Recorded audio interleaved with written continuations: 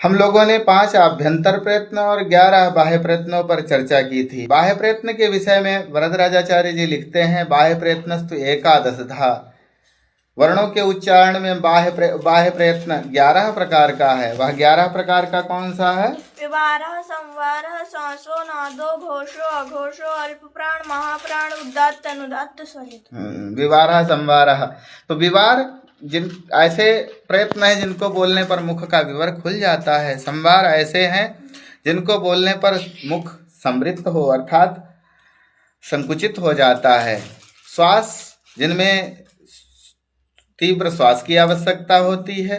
नाद और घोष ऐसी ध्वनियां हैं जिनमें गूंज होती है। अघोष और अल्प प्राण में प्राणवायु की कम आवश्यकता होती है, महाप्राण में अधिक। उदात्त, अनुदात्त और स्वरित ये स्वरों के भेद हैं, जो कि उन्हीं स्वरों के उच्चारण के प्रयत्न भी कहे जा सकते हैं या कहे जाते हैं। आगे वरदराजाचार्य जी लिखते हैं, खरो विवारा श्वासा अघोषाश्च। मतलब खरो, खर खर खर प्रत्याहार में कौन कौन से वर्ण आएंगे?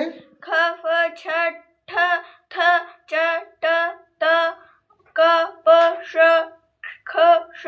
हाँ, तो इन वर्णों के उच्चारण के प्रयत्न को विवार, श्वास और अघोष कहते हैं। यदि हम उस तरह से लिखना चाहें, वर्गों के अनुसार लिखना चाहें, तो प्रत्येक वर्ग का पहला, दूसरा और ऊष्म। ऊष्म का मतलब है श। ये इनके प्रयत्न विवार, श्वास और अघोष नाम से जाने जाते हैं। आगे वरदराजाचार्य जी लिखते हैं, हसः, संवारः, नादः, घोषाश्च। हाँ, हसहा मतलब हसो, हस। हा या वारा ला या मगाड़ा ना झा भगा डा दा जा बगा डा द। ये जो ध्वनियां हैं इनका संवार, नाद और घोष इस तरह से इनका प्रयत्न जाना जाता है।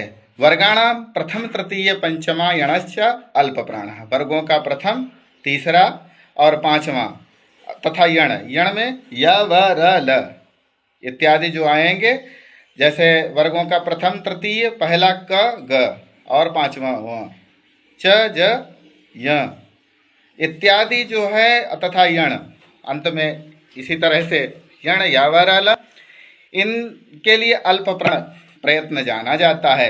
वर्गाणाम द्वितीय, चतुर्थौ सलश्च महाप्राण। वर्गों का दूसरा और चौथा, दूसरा चौथा जैसे ख, घ, छ, झ इत्यादि। और सल में कौन कौन से वर्ण आएंगे? स, ख, हाँ।